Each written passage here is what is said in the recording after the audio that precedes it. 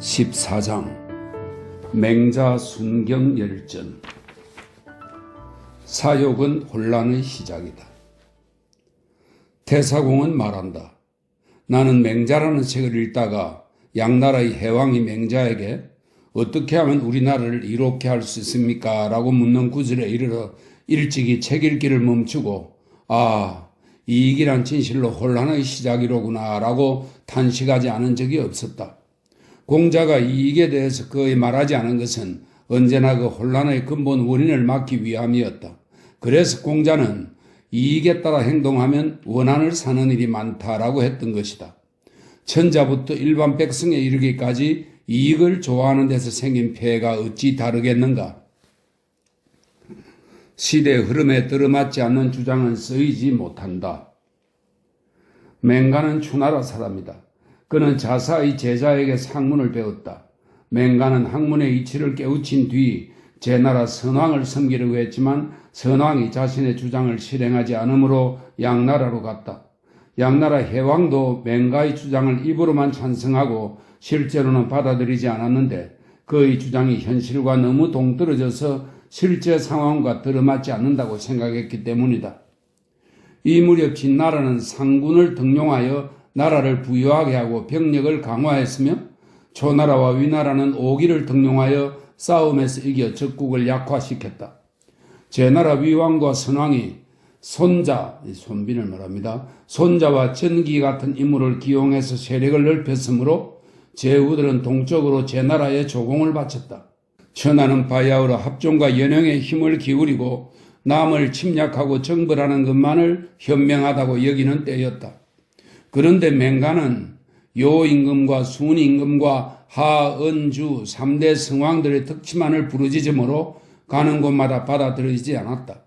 맹가는 물러나 제자, 만장의 무리와 시, 서를 순서대로 정리하고 공자의 사상을 서술하여 맹자 7편을 썼다. 그 뒤를 이어 추자의 무리가 나타났다. 추시성을 가진 세 학자. 제나라에는 추자가 셋 있었다. 시대가 앞선에는 추기이다. 그는 금은고를 타는 것으로 위왕을 만나 벼슬을 구했으며 곧바로 나라의 정치에 참여하여 성후에 봉해지고 재상의 인수를 받았다. 그는 맹자보다 앞시대 사람이다. 그 다음은 추연이라는 학자로서 맹자보다 후대 사람이다. 추연은 시간이 흐를수록 제후들이 사치스럽고 음란해져 덕을 숭상할 수 없으므로 시, 대하편에서 말한 것처럼 자신에게 엄격하게 요구하여 일반 백성에게 펼칠 수 없음을 보았다.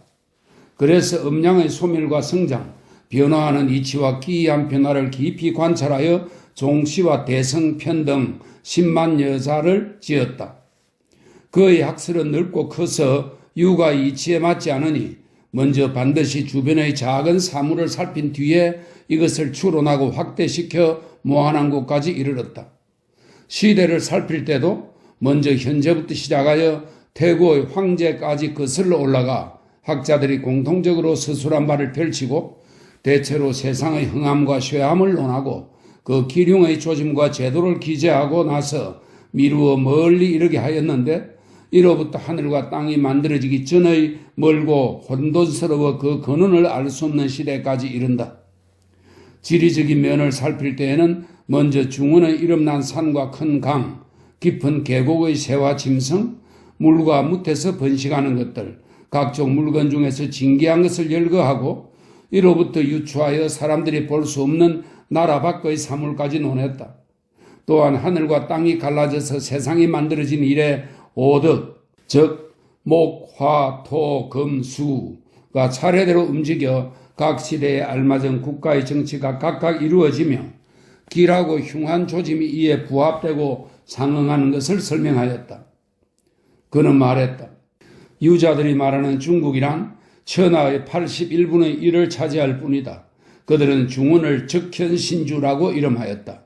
적현신주 안에는 저절로 구주가 있었다. 우임금이 정례한 구주가 바로 그것이지만 본래의 추연이 말한 9개의 주로 셀 만한 것이 못 된다. 중국 말고도 적현신주와 같은 것이 9개가 있는데 이것이 구주이다. 거기에는 비해라는 작은 바다가 있어서 구주 하나하나를 에워싸고 있다. 백성과 짐승들이 서로 통할 수 없는 하나의 독립된 구역을 이룬 것이 한 주이다. 이러한 주가 9개 있고 끝없이 넓은 바다가 그 밖을 에워싸고 있다. 이것이 하늘과 땅이 서로 만나는 끝이다. 주연의 학설은 다 이런 내용들이다. 그러나 그 결론을 요약하면 반드시 인의와 절약과 금소, 군주와 신하, 위와 아래, 육친 사이의 일로 귀착되는데 그 시작은 너무 크고 넘친다. 신분 높은 왕공 대인들은 주연의 학설을 처음 들을 때는 몹시 놀라 감화되는 듯 하나 그 뒤로 실행할 수는 없었다. 이리하여 주연은 제 나라에서 중용되었다. 그가 양나라로 가자 해왕은 교외까지 나와 맞이하여 주인과 손님의 관계로 예우했다. 주연이 조나라로 갔을 때 평원군은 옆에서 걸어가다가 그가 앉을 자리를 직접 털어주기도 했다. 연나라로 갔을 때는 소왕이 비를 들고 길을 쓸면서 앞에서 길잡이가 되고 제자들 자리에 끼어앉아 가르침을 받을 수 있도록 해달라고 부탁했다. 또한 소왕은 갈석궁을 지어 몸소 찾아가 가르침을 받았다. 주연은 이곳에서 주운 편을 지었다. 그가 제후들 사이에서 유세하며 존중을 받음이 이 정도였다. 어찌 공자가 진이나 채에서 굶주려 얼굴빛이 창백해졌던 일이나 맹가가 제나라나 양나라에서 곤욕을 치른 것 같은 일이 있었겠는가. 그런 까닭에 주나라 무왕이 인의를 내세워 포악한 은나라 주왕을 치고 왕위에 올랐지만 백인은 굶어 죽으면서도 주나라 곡식을 먹지 않았고 위나라 영공이 진을 치는 법을 물었을 때 공자가 대꾸하지 않았으며 양나라 해왕이 조나라를 칠 계획을 짤 때 맹가는 지난날 주나라 태왕이 만족의 침략을 받고 인명피해를 줄이기 위하여 빈을 버리고 떠난 일을 칭찬한 것이다. 이러한 일들이 어찌 사회 기풍에 영합하여 구차스럽게 상대방의 비위를 맞추려는 생각이 있어서였겠는가. 네모난 강목을 둥근 구멍에 아무리 넣으려고 한들 들어갈 리가 있겠는가. 누군가 이런 말을 했다. 이유는 솥을 짊어지고 요리사가 되어 은나라 탕왕에게 힘을 다해 제왕의 일을 이루게 하였고 백리에도 수레 밑에서 소를 치다가 목공에게 등용되어 목공을 천하의 우두머리로 만들었다. 이 두 사람은 처음에는 상대방의 비위를 맞춘 뒤에 바른 길로 가게 했다. 주인의 말은 일반적인 법칙을 벗어났지만 그도 소를 친 백리에나 솥을 짊어진 이윤과 같은 의도를 가지고 있지 않았을까? 주연과 제나라의 직하 선생들인 손우곤, 신도, 환년, 접자, 전변, 추석 같은 무리들은 저마다 글을 써서 어지러운 나라를 다스리는 문제를 말함으로써 당시 군주에게 등용되기를 원했다. 이것을 어떻게 이루 다 말할 수 있겠는가? 양나라 해왕이 순우공을 만나 한마디도 듣지 못한 까닭. 순우공은 제나라 사람으로 견문이 넓고 기억력이 뛰어나며 어느 한 학설에 국한하여 배우지 않았다.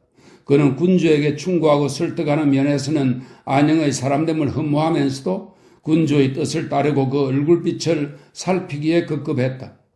어떤 식객이 순우곤을 양나라 해왕과 만나게 해준 일이 있었다. 해왕은 주위의 측근들을 물리치고 혼자 앉아서 2번이나 순우곤을 만나보았으나 순우곤은 끝내 아무 말도 하지 않았다. 해왕은 이를 괴상하게 여겨 그를 소개한 식객을 꾸짖었다.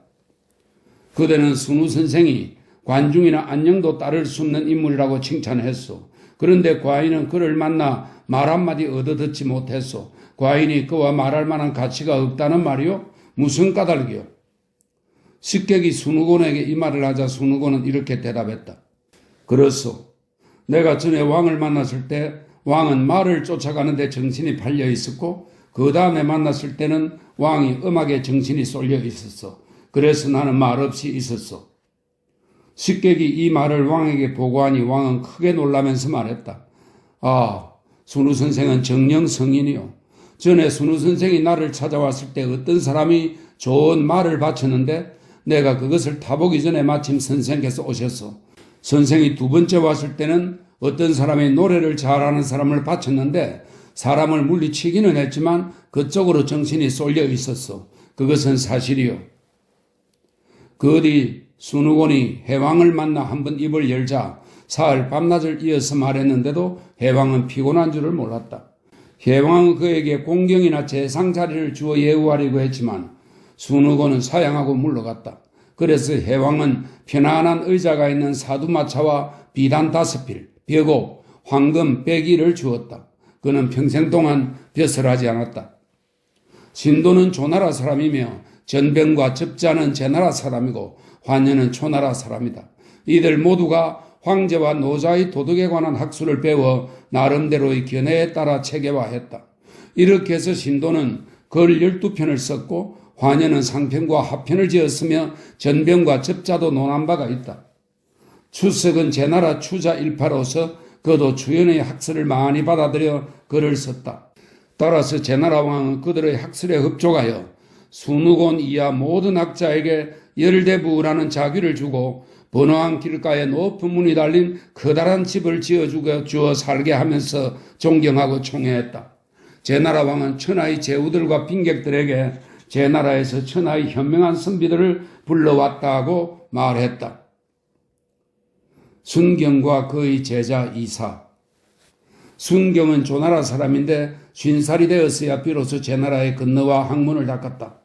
주연의 학설은 방대함에 변론에 뛰어났고 추석의 문장은 매우 완벽하지만 실행하기 어려웠으며 순후곤과는 오랫동안 같이 지내면 때때로 좋은 말을 들을 수 있었다.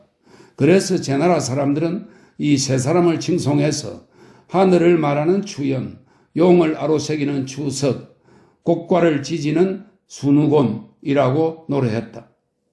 전변의 무리는 모두 세상을 떠났으므로 제나라 양왕 때는 순경이 가장 나이 많은 서성이었다.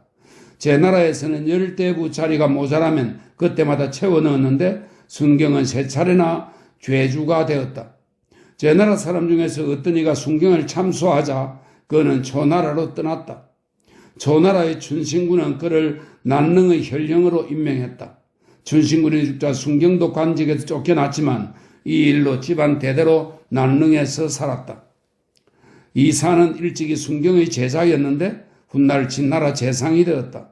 순경의 시대에는 세상의 정치가 혼탁했으며 멸망하는 나라와 난폭한 군주가 잇따라 나오고 성인의 기본적인 도리를 닦아 몸으로 실천하려 하지도 않았다.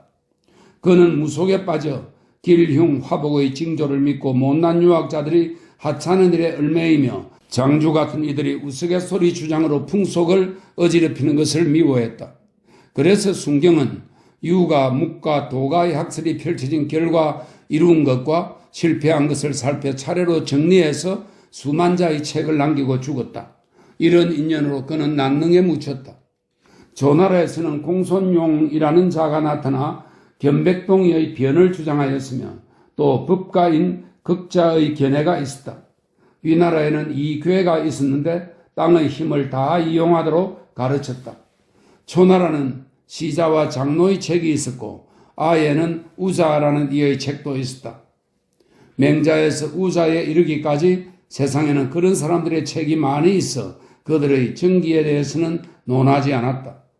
그리고 묵적은 송나라의 대부로 전쟁에 대비하고 성을 지키는 기술에 뛰어났고 비용을 절약해야 한다고 주장했다. 어떤 이는 그가 공자와 같은 시대 사람이라고도 하고 나중 사람이라고도 한다.